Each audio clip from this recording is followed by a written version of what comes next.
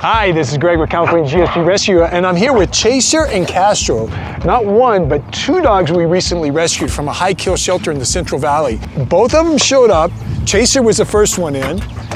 I got issues over here. Chaser was the first dog in, and then Castro showed up. We had been monitoring Chaser, and then when Castro showed up, we had an idea. We had somebody to help with some of the transportation, so we just kicked it into gear. They were, shelter was very good about working with us and making sure that, we could make arrangements for the transportation. But right now, we're having to monitor all the dogs and then juggle which ones need the most priority or given priority because of the shelters, the length of time at the shelters, and how long they've been staying. So it's not a good situation. The shelters are full, the rescues are full. We, at the first time in a number of years, are having to really pay close attention and get the dogs out that are most needed because we can't get all the dogs out at once.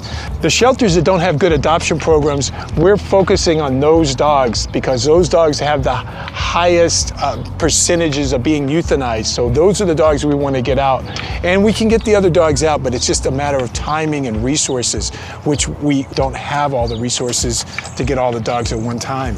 So with that said, great shout out to Erica, who actually, she was getting a dog from the shelter in the Central Valley and said, hey, I'm making these arrangements to get this dog. Can I help you with the two short hairs? And we're like, yes, please, by all means. So thanks to her, this actually was much easier. It didn't require us to get a lot of volunteers, just one person. She got her dog and she got Castro and Chaser, and then she met me, and then we got the dogs to the rescue. So they're safe, as you can see. Now, they're young. These are young dogs. This is what's crazy. Two dogs within a year. They're both about a year old. They had Castro down as a year, and they had him just about a year, a little over. And you can see nice looking dogs. You got some goobers on your face and good looking teeth. It's amazing right now, the age of the dogs. Any breed that you're looking for at the shelter, contact a rescue, tell your friends if they're looking for whatever breed, contact the shelter. German Shepherd, Husky, Malinois, Rottweiler, Doberman Pinscher. I'm telling you, the dogs at the shelters, it's incredible. And they're not old, sick dogs like people think.